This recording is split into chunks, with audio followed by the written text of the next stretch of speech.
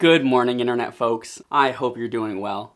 Let me know down in the comments. In today's video, we're going to be talking about the comparison between two cameras that I'm in the running to get. This video is going to be interesting though, because we're talking about two completely different camera ecosystems. We're talking about the Canon C70 and the Sony FX6.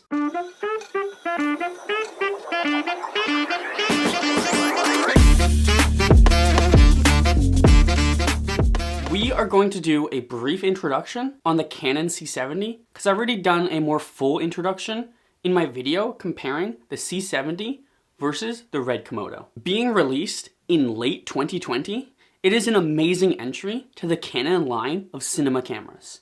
Canon's C70 is a mid-tier cinematic camera with the ergonomics and shape of a DSLR. It has on-body audio controls, internal neutral density filters. It uses the new RF lens mount. Using the 0.71 focal reducer from Canon, you can use the much more powerful and built-out line of EF lenses. The Sony FX6 combines the best of Sony's impressive digital cinema imaging technologies with advanced imaging features from Sony's industry-leading ultra mirrorless cameras. It becomes the smallest, high-performing in an exclusive line, which also includes the Venice and FX9. These cameras are able to deliver that beautiful filmic look that everybody wants. A list of features that this camera has is a 10.2 megapixel sensor, being able to record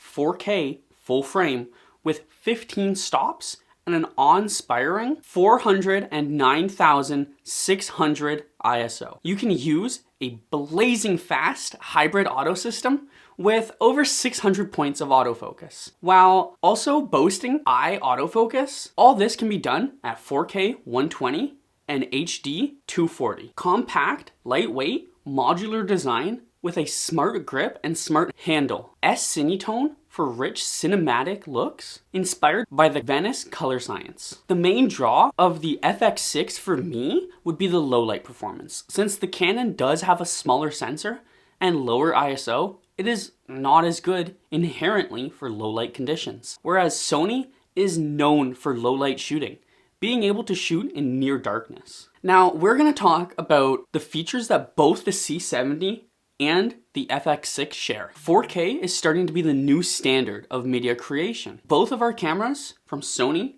and Canon have 4K. When making cinematic footage, typically you want to use 20 frames per second. Or if you are even better, if you are better than those lowly scrubs that stick to 24, you can use 120 frames per second to get that buttery smooth B-roll. Luckily, both of our cameras in today's video have both of those frame rates. Internal neutral density filters are something that is a complete game changer. And guess what? Both of our lovely cameras share this feature in at least some form, although they do have slightly different types of NDs.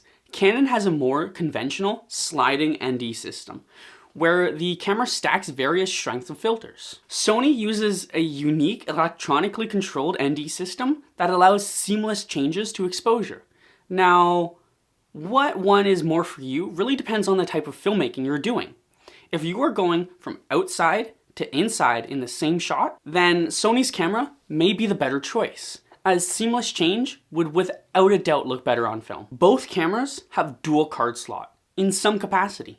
The Canon having dual SD card slots for only the SD cards. Now, someone who does love technology and loves the coolest, most cutting edge technology, I think that the new forms of media and the advantages that they bring are a fantastic thing. That being said, it is always hard to completely uproot your workflow and change your ways. That's why I still hold on to the SD card.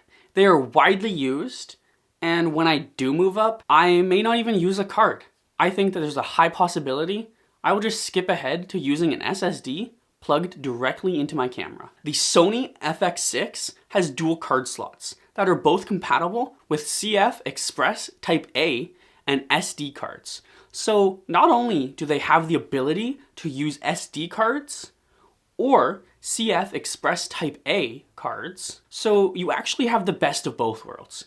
you can use the readily available choice of SD cards, or you can use the technological advances that are the CF Express cards. That is an excellent move by Sony.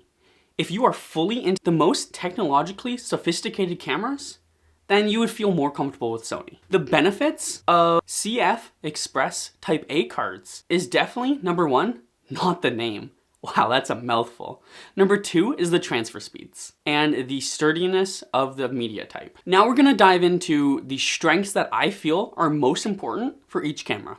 The Sony FX6 has a full frame sensor. With Sony's sensor technology, they are well known for low light performance. As we all know, the coolest animals are out during dusk and dawn. The Sony cameras have a lot more processing that reduces video noise and improves overall light performance. They're high-speed frame rate options because a little known fact is that 120 frames per second is a secret to cinematic looking wildlife footage. The Sony FX6 offers 120 FPS in stunning 4K and 240 in full HD. Of course, it also offers all of the usual frame rates, such as 24, which if you are going by the YouTube Cinematic Handbook, you should be shooting in. If you are shooting in anything other than 4K 24 frames for talking heads like this, you shouldn't even be bothering making videos. I'm just kidding.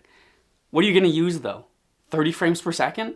Or God forbid, 60? The other feature of the Sony FX6 is the larger camera looks more professional, coming with a monitor that can also be repositioned to account for different use styles. For my use case, I don't think that shoulder mounted is useful, as I just don't vibe with that kind of wildlife shooting. Now, the Canon C70 has a Super 35 sensor.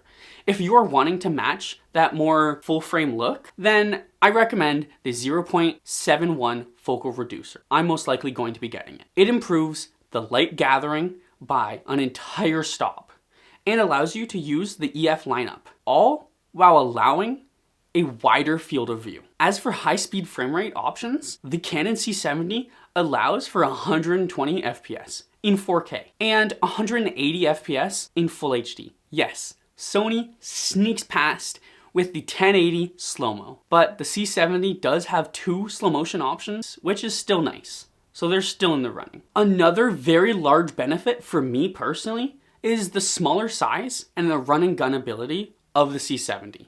If you want a run and gun wildlife camera, this camera is typically used on a tripod or held in your hands. If I were using this camera, I would be looking at using it handheld or on my heavy duty tripod. I do recommend a tripod because if you are using this with any sort of long focal length, any movement is going to be magnified. In wildlife documentaries, 4K has pretty much become the bare minimum, with a lot of streaming services mandating the minimum resolution for new shows is to be 4K or higher. That means that if you want a shot at your content or wildlife footage being hosted on other platforms, 4K is now a necessity. When shooting footage of people, most of the time people prefer a softer image. But when it comes to wildlife footage, we prefer the sharpest, most detailed picture you can. You want to see every single scale, antennae, tuft of fur, or eyelash. Not only seeing all of the details, but the ability to crop in to get even closer than you can with your telephoto lens is amazing. Now, the conclusion is, it's such a close race for me because I love shooting wildlife footage in the early morning and right before the sun sets. The Sony FX6 is outstanding for low light performance, much better than the Canon C70. But does that mean that I'll get the Sony FX6? Probably not. Switching between lens ecosystems is always hard. I am more likely to pick up the C70 for its everyday use, and if I'm starting to shoot more and more low light footage, then I may end up picking up a monochrome red Komodo. But that may not be the right choice for you. Let me know down in the comments which one you would buy. That is the end of today's video. I hope you are all having a wonderful rest of your day. If you want your wildlife or pet footage along with a shout out, send your videos to me. I will see you fine internet folks next Tuesday morning.